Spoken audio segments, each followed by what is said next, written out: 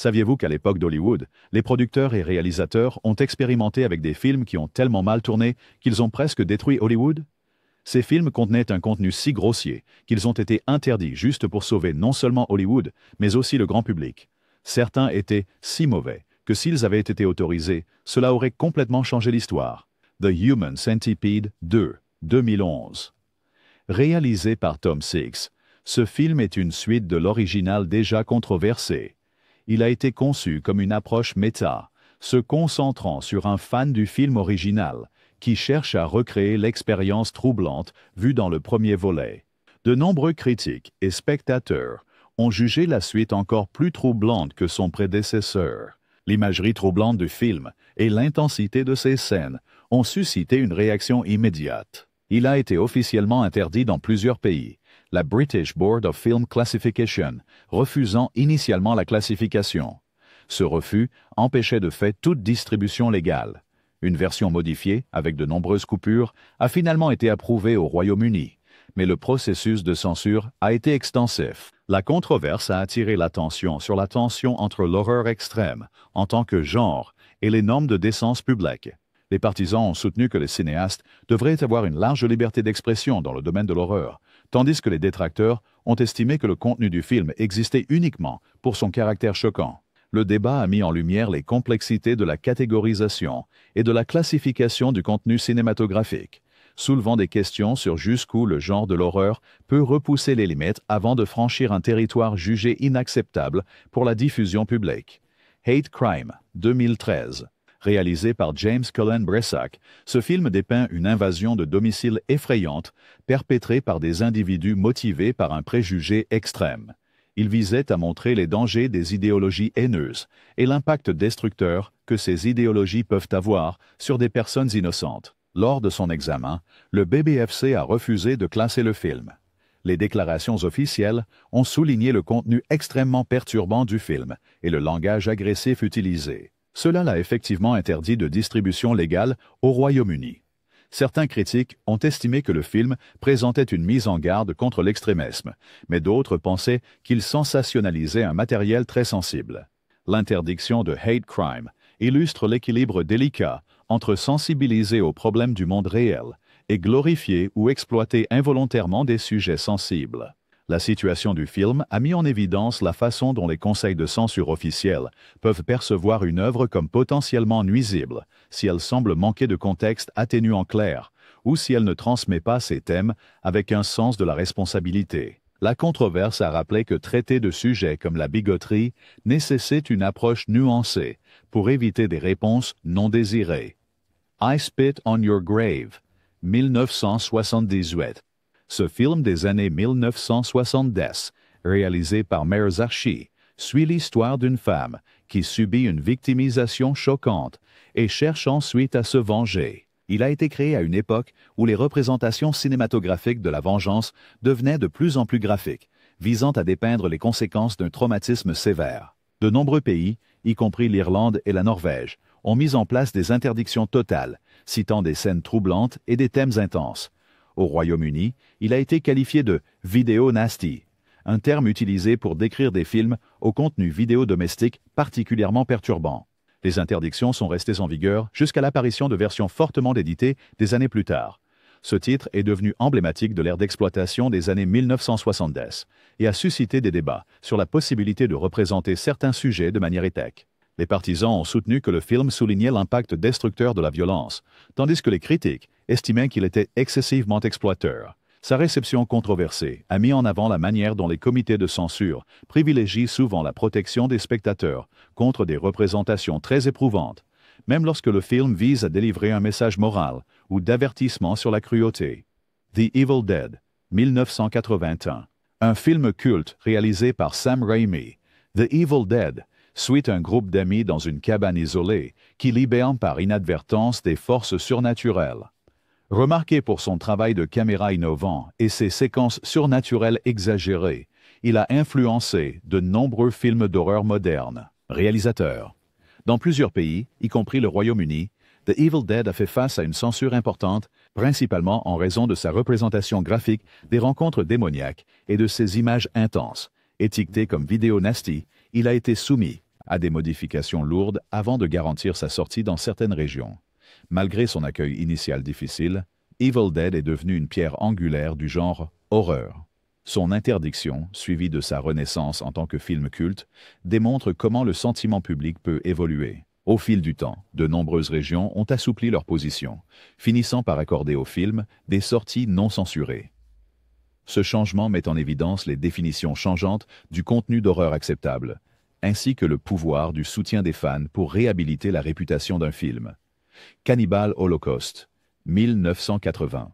Cannibal Holocaust de Ruggero Deodato est largement considéré comme l'un des films les plus polarisants jamais réalisés. Commercialisé comme une exploration de style documentaire d'une équipe de tournage disparue sur l'Amazonas, son utilisation de techniques de séquence trouvées réalistes a brouillé la frontière entre fiction et réalité. En raison de représentations graphiques extrêmes et d'allégations de préjudice réels envers des créatures vivantes, le film a été interdit dans plus de 50 pays. Les autorités du monde entier ont exprimé leur inquiétude face à sa représentation réaliste de la violence, obligeant le réalisateur à prouver qu'aucun acteur n'a été physiquement blessé. Dans certains endroits, le film a été fortement modifié. Dans d'autres, il n'était pas autorisé du tout. Cannibal Holocaust a déclenché un dialogue permanent sur les responsabilités des cinéastes, présentant des contenus extrêmes. Il a jeté les bases pour les futures productions de found footage, démontrant comment le réalisme pouvait amplifier les réactions des spectateurs. La controverse a également suscité des discussions sur l'éthique de la représentation des atteintes aux créatures vivantes au nom de l'art, conduisant à des directives et une surveillance plus stricte sur les plateaux de cinéma à travers le monde. Baise-moi, 2000. Co-réalisé par Virginie Despentes et Coralie Trintignant, ce film français suit deux femmes qui s'engagent dans une série d'actes violents après avoir vécu des traumatismes personnels significatifs. Il combine des éléments de narration dramatique avec des images intenses, visant un style brut et provoquant. Son portrait explicite de contenu adulte et de comportements violents a entraîné des interdictions dans des pays comme la France et l'Australie. Au Royaume-Uni, le film a été fortement édité avant d'obtenir une classification d'interdiction aux moins de 18 ans. Les critiques n'étaient pas d'accord sur le fait qu'il s'agissait d'une déclaration féministe ou d'un exemple d'exploitation gratuite.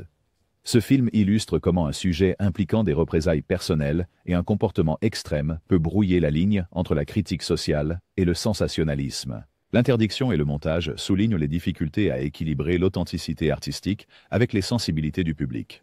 Un problème récurrent dans la réalisation de films. Aussi controversé qu'il ait été, le film a suscité un débat important sur la liberté d'expression et la représentation de l'autonomie personnelle dans le cinéma.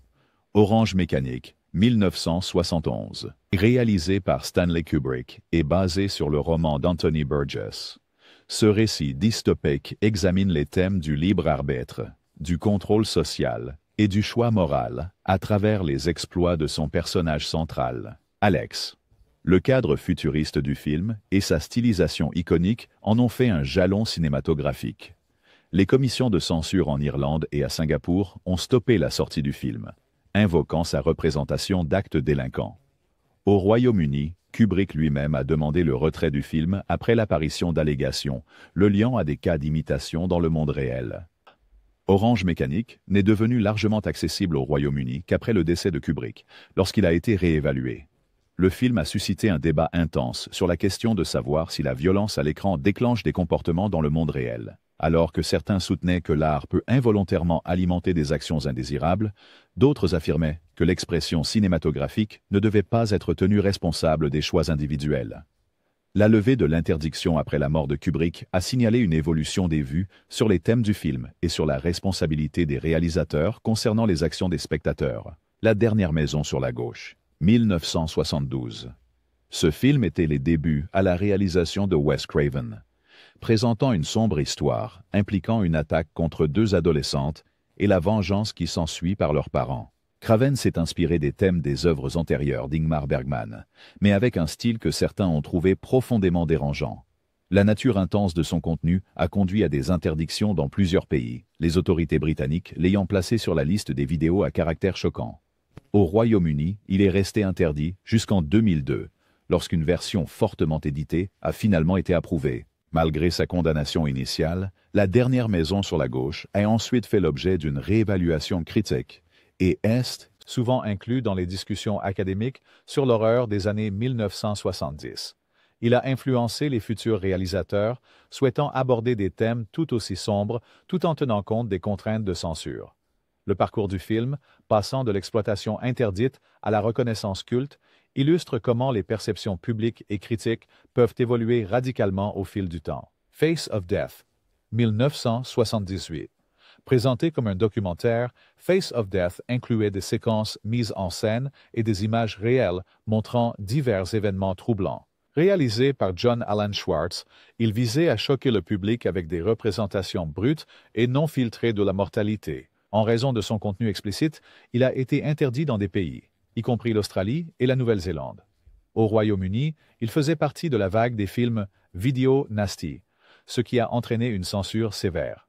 Même là où il n'était pas complètement interdit, il circulait principalement par des moyens souterrains. Face of Death a suscité des débats sur les frontières entre la réalisation de documentaires et le sensationnalisme à des fins d'exploitation. Certains soutenaient qu'il ne faisait que capitaliser sur la valeur du choc, tandis que d'autres suggéraient qu'il ouvrait une fenêtre sur des sujets rarement discutés ouvertement.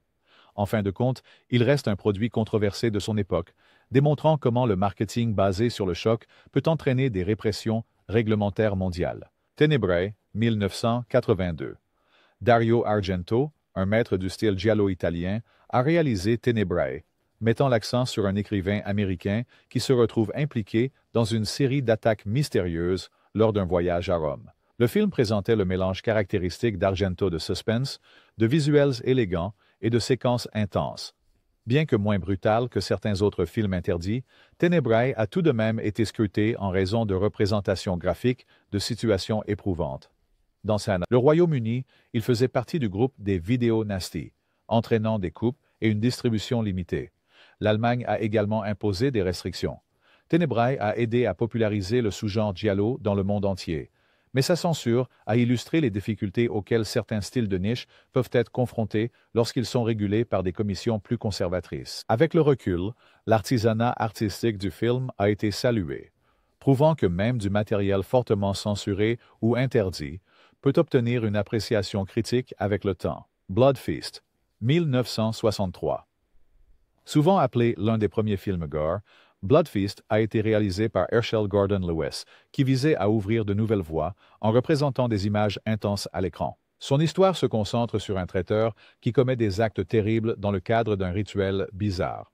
Les autorités britanniques, entre autres, ont refusé la certification de Blood Feast pendant des décennies, le jugeant trop graphique. Lorsqu'il a finalement reçu une classification au Royaume-Uni en 2005, de nombreux spectateurs ont été surpris qu'un film de 1963 puisse encore provoquer un tel débat. Le rôle de Blood Feast en tant que pionnier du genre splatter ne peut être sous-estimé. Il a établi une nouvelle frontière pour représenter un contenu intense dans l'horreur. L'interdiction du film a souligné que repousser les limites créatives peut se faire au détriment de l'approbation officielle. Au fil du temps, il a gagné un culte de fans et occupe désormais une place dans l'histoire du cinéma en tant que pionnier, bien que très controversé. Anthropophagus, 1980. Réalisé par Joe D'Amato, Anthropophagus suit un groupe de voyageurs qui rencontrent un individu dangereux sur une île isolée. Faisant partie de la vague du cinéma de genre italien des années 1980, il présentait une atmosphère sombre et des images provocantes. La nature extrême de certaines séquences a conduit à une interdiction au Royaume-Uni, le classant comme une énième vidéo nasty. Les autorités l'ont critiqué pour ce qu'elle percevait comme un choc gratuit. Il est resté hors du marché pendant de nombreuses années, jusqu'à ce que des modifications significatives soient apportées. À l'instar d'autres films d'exploitation italiens de son époque, Anthropophagus illustre comment des traditions d'horreur régionales distinctives peuvent entrer en collision avec des normes morales plus larges. Son interdiction a démontré la portée mondiale des efforts de censure et comment différents pays suivaient souvent l'exemple du Royaume-Uni pour réglementer les sorties d'horreur explicites. Autrefois éclipsé par la condamnation, il a ensuite trouvé une nouvelle vie parmi les collectionneurs et les fans de cinéma d'exploitation rétro. Necromantic. Necromantic de Jörg Budgerets explore du contenu tabou en suivant un personnage qui ramène un souvenir troublant chez lui. L'intention était de créer un film d'art expérimental qui remettait en question les limites sociales et morales. En raison de son sujet, Nécromantique a été interdit dans plusieurs territoires, y compris certaines parties de l'Australie et de l'Islande. Au Royaume-Uni, il a été complètement rejeté pour la certification et reste restreint dans de nombreuses régions à ce jour. Nécromantique est souvent cité dans les cercles académiques discutant de l'art transgressif et des limites de la représentation. Il soulève des questions fondamentales. Un cinéaste est-il libre d'explorer les recoins les plus sombres du comportement humain? Ou doit-il y avoir des limites sociétales claires que l'art ne devrait pas franchir? Bien que le film ait un petit cercle de fidèles, le consensus général souligne que repousser les limites de manière aussi extrême conduit souvent à la censure et à une désapprobation généralisée. Le Bunny Game, 2010, réalisé par Adam Ray Meyer. Le Bunny Game raconte l'histoire d'un individu vulnérable qui a été enlevé, menant à des épreuves troublantes. Présenté dans une cinématographie en noir et blanc saisissante, le film visait à créer une ambiance oppressante et claustrophobe. Divers conseils et critiques ont décrit son contenu comme accablant. Le BBFC a refusé la classification, le considérant comme manquant de contexte atténuant. Cela a effectivement restreint sa diffusion légale au Royaume-Uni. La réception de The Bunny Game a mis en évidence les tensions persistantes dans l'horreur, genre, équilibrant le désir de réalisme ou d'expression brute, avec le besoin d'éviter les représentations gratuites de la cruauté. L'interdiction ne souligne pas seulement à quel point certains conseils restent protecteurs, mais aussi elle suscite des discussions sur la possibilité de représenter certains sujets sans franchir des limites éthiques. Grotesque, 2009. Grotesque de Koji Shiraishi se concentre sur deux individus qui subissent des épreuves sévères après avoir été kidnappés. Son intrigue simple met l'accent sur le spectacle sinistre avec un développement minimal des personnages. Au Royaume-Uni, le BBFC a refusé de classifier grotesque entièrement, déclarant qu'il existait uniquement pour provoquer un intense malaise sans mérite artistique ou narratif. Cette position a empêché le film d'être montré dans des lieux officiels, et il reste interdit dans de nombreux pays. Grotesque est un exemple parfait de la manière dont certains films d'horreur peuvent délaisser la complexité au profit d'un contenu extrême. L'interdiction a illustré que les autorités attendent souvent au moins un certain cadre narratif ou moral pour justifier un contenu très perturbant. Cela soulignait également à quel point la frontière peut être subjective entre l'horreur permise et ce que les censeurs considèrent comme un contenu purement exploitatif. Flower of Flesh and Blood, 1985. Faisant partie de la série japonaise Guinea Pig, Flower of Flesh and Blood utilisait des effets pratiques très réalistes qui ont alarmé les spectateurs du monde entier. Cela a incité l'acteur Charlie Sheen à contacter les autorités, croyant avoir été témoin d'un enregistrement illégal. Bien que non officiellement interdit au Japon, de nombreux détaillants ont choisi de ne pas le stocker en raison de la mauvaise publicité. En dehors du Japon, diverses juridictions l'ont soit interdit, soit ont exercé des pressions sur les distributeurs pour le retirer de la circulation. Le film a ravivé les débats sur les distinctions entre la violence cinématographique mise en scène et la véritable contenu. Le tumulte a également mis en lumière la manière dont les effets spéciaux avancés peuvent brouiller les lignes, amenant parfois les spectateurs non avertis à confondre des images fictives avec des événements réels. Cette affaire a contribué à une surveillance accrue des représentations hyperréalistes au cinéma, influençant la manière dont les productions futures étaient examinées. Mignonne, 2020. Une production française axée sur les expériences adolescentes dans une société moderne, Mignonne visait à commenter comment les jeunes naviguent dans les normes culturelles. Cependant, il a suscité un débat immédiat lorsqu'il a été diffusé sur une grande plateforme de streaming, de nombreux spectateurs estimant qu'il contredisait son propre message. Certains pays, dont la Turquie et certaines régions d'Afrique, ont carrément interdit le film en raison des inquiétudes concernant la représentation de jeunes personnages dans des contextes suggestifs. Aux États-Unis, cela a déclenché des débats politiques, des manifestations publiques, et même un examen juridique dans un État.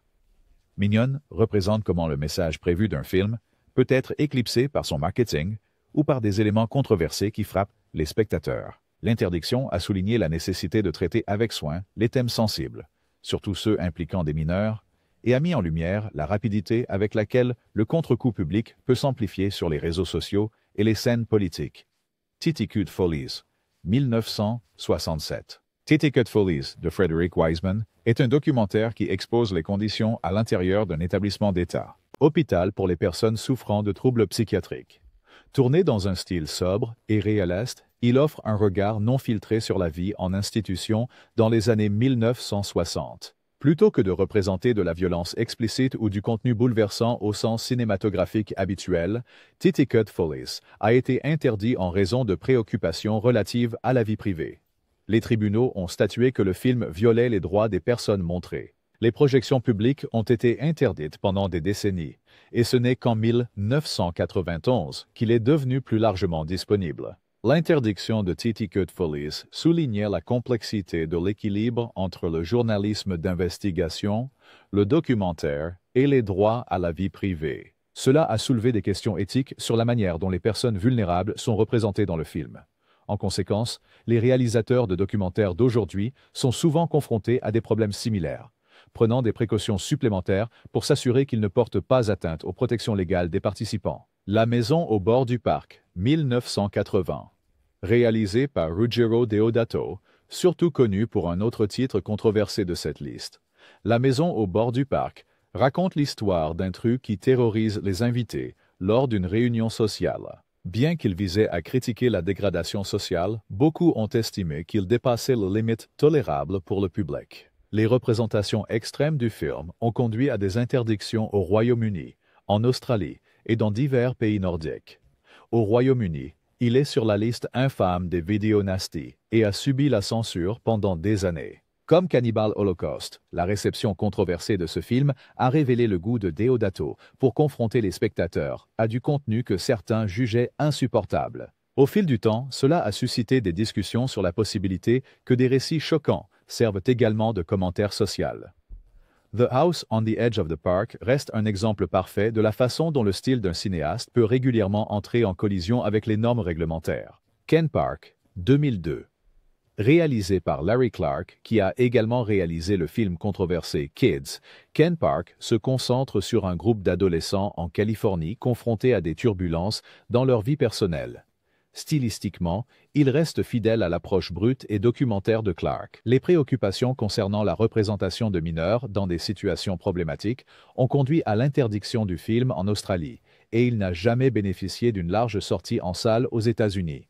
Même les festivals de cinéma ont évité de le projeter, craignant des conséquences juridiques. Le cas de Ken Park est révélateur des limites imposées aux représentations cinématographiques de mineurs. Personnages. Beaucoup de spectateurs et critiques ont soutenu que, quelle que soit l'intention du message du réalisateur, le contenu du film était trop sensible pour une distribution grand public. Cela a établi un précédent selon lequel, peu importe la force d'une déclaration artistique, les films impliquant des mineurs doivent être traités avec le plus grand soin pour éviter des problèmes juridiques et éthiques. Visions of Ecstasy, 1989. Ce court-métrage britannique présentait des séquences symboliques inspirées par des images religieuses. Réalisé par Nigel Wingrove, il visait à explorer des thèmes de quête spirituelle et d'expériences mystiques de manière très stylisée. Dans une décision sans précédent, les autorités britanniques ont interdit Visions of Ecstasy, spécifiquement pour des raisons de blasphème. L'interdiction a duré jusqu'en 2008, lorsque le Royaume-Uni a abrogé ses lois sur le blasphème, permettant enfin la diffusion du film. Visions of Ecstasy se distingue pour être le seul film de l'histoire du Royaume-Uni à avoir été interdit uniquement pour blasphème présumé. Ce cas unique illustre comment les points de vue sociétaux et juridiques sur la représentation religieuse peuvent évoluer de manière dramatique au fil du temps. L'abrogation éventuelle de lois archaïques démontre à quel point la censure est intimement liée au contexte culturel et législatif. Man Behind the Sun, 1988. Cette production chinoise se concentre sur des événements historiques de la Seconde Guerre mondiale, spécifiquement les activités d'une unité militaire notoire. Bien que destiné à dépeindre des atrocités passées, le film comprenait des séquences extrêmement graphiques qui ont alarmé les spectateurs dans le monde entier. Certaines nations, y compris la Corée du Sud et certains pays européens, ont restreint sa sortie. Les scènes représentant des incidents réels étaient considérées comme extrêmement perturbantes. Même à Hong Kong, le montage a été exigé. Men Behind the Sun a déclenché des débats sur la manière de représenter les tragédies historiques de manière responsable, sans sombrer dans le sensationnalisme. Les critiques se sont interrogés sur le fait que les représentations explicites prenaient le pas sur les objectifs éducatifs du film. Dans le domaine de la censure, La censure, il illustrait le dilemme auquel sont confrontés les conseils cherchant à évaluer l'importance de la conscience historique face au risque de causer une angoisse excessive chez les spectateurs. The Brown Bunny, 2003. Vincent Gallo a écrit, réalisé et joué dans ce drame indépendant sur un motocycliste traversant le pays. Bien qu'il s'agisse principalement d'une étude de personnage, il a acquis une notoriété pour une scène très controversée, aux implications explicites, bien que non totalement interdit dans la plupart des pays. The Brown Bunny a fait l'objet de vives critiques. De nombreux festivals ont refusé de le projeter en raison de la scène en question, et les critiques étaient profondément divisées. Certains le décrivaient comme une expérience artistique, tandis que d'autres y voyaient une provocation inutile. Le film est devenu un point de départ pour discuter jusqu'où le cinéma indépendant pouvait aller, surtout dans la représentation des relations adultes. La controverse a également souligné comment une seule scène peut définir la perception publique d'un film. Au fil du temps, des versions éditées ont fait leur apparition, et certains critiques ont réévalué The Brown Bunny de manière plus favorable, mettant en avant son ambiance introspective plutôt que de se concentrer uniquement sur son contenu controversé. Salo ou les 120 journées de Sodome, 1975. Déjà mentionné dans de nombreuses discussions sur le cinéma extrême, Salo a été adapté des œuvres du marquis de Sade et transposé dans l'Italie de l'époque de la Seconde Guerre mondiale. Réalisé par Pier Paolo Pasolini, il explore les dynamiques de pouvoir et la transgression morale. Bien qu'il ne soit pas universellement interdit partout, il a rencontré des interdictions dans plusieurs pays. En Australie, Salo n'était pas légalement disponible pendant des décennies et a subi de lourdes coupes dans le Royaume-Uni. De nombreux cinémas ont refusé de le projeter, même là où c'était permis, en raison de l'indignation du public. Salo reste un incontournable dans les débats sur la question de savoir si un art explicite et perturbant peut aussi avoir un poids philosophique. Les critiques qui défendent le film affirment qu'il dénonce les systèmes oppressifs en soulignant les extrêmes de la domination, tandis que les détracteurs insistent sur le fait qu'il est trop perturbant pour une diffusion standard. Les controverses persistantes autour de Salo soulignent le pouvoir continu du film à susciter une réflexion sur la censure, la liberté d'expression et les responsabilités morales des cinéastes. Trouble Every Day, 2001. Réalisé par Claire Denis, Trouble Every Day combine des éléments d'horreur avec une tonalité introspective et mélancolique. L'intrigue se concentre sur des individus confrontés à une condition qui brouille les frontières entre désir et impulsion destructrice. Plusieurs pays et distributeurs ont hésité ou refusé de le diffuser en raison de sa représentation intense d'actes physiques. Même en France, où il a été produit, le film a fait face à des appels à la censure. Bien qu'il ait finalement été projeté dans des lieux spécialisés, l'acceptation par le grand public s'est avérée difficile. Le film a suscité des discussions sur la manière dont le mélange des genres peut conduire à une controverse accrue. Trouble Every Day s'équilibre entre exploration artistique et contenu provocateur. Ces difficultés avec la censure révèlent les complexités qui surviennent lorsqu'un film fusionne un haut niveau d'art avec des éléments choquants, créant un malaise, tant pour le grand public que pour les régulateurs. Gutterballs, 2008. Gutterballs est un film d'horreur indépendant canadien, se déroulant principalement dans un bowling. Réalisé par Ryan Nicholson, il a cherché à mélanger une esthétique d'horreur rétro des années 1980 avec une approche extrême. En raison d'une scène longue et pénible et d'un contenu globalement sévère, le Royaume-Uni a refusé sa classification. Diverses régions ont soit refusé de le distribuer, soit imposé des restrictions sévères. Bien qu'il ait trouvé un petit public, il est resté largement underground en raison des obstacles juridiques. La trajectoire du film démontre en outre que, bien que les audiences de niche puissent soutenir l'horreur extrême, les organismes officiels fixent souvent des limites strictes. Gutterballs souligne également la tension perpétuelle entre les artistes qui souhaitent repousser les limites et les censeurs préoccupés par le bien-être du public. Cette tension façonne la nature de la distribution de films d'horreur, avec des marchés souterrains ou de niche parfois comme seul débouché disponible pour ce matériel controversé. Visitor Q, 2001. Takashi Miike a réalisé Visitor Q dans le cadre de sa filmographie étendue et variée. Le film présente une dynamique familiale dysfonctionnelle, à travers un mélange d'humour noir, de séquences surréalistes et de moments très dérangeants. Bien qu'il soit sorti au Japon sans intervention majeure, de nombreux distributeurs internationaux ont hésité face au contenu, entraînant des projections limitées, principalement dans des festivals de films underground. Les organismes officiels de classification dans certains pays refusent d'accorder des licences de distribution. Visitor Q incarne la réputation de Mick de provoquer les spectateurs, mêlant humour et malaise à parts égales. Son interdiction hors du Japon souligne les disparités entre les normes culturelles, car un contenu considéré comme acceptable ou ignoré dans une région peut être jugé inacceptable dans une autre. Le film reste un sujet de débat pour les fans de cinéma expérimental qui soutiennent que l'approche de Mick, bien que provocante, est également unique et visionnaire. Hound Dog, 2007. Hound Dog suit un jeune personnage dans le sud des États-Unis, joué par Dakota Fanning, qui avait seulement 12 ans au moment du tournage.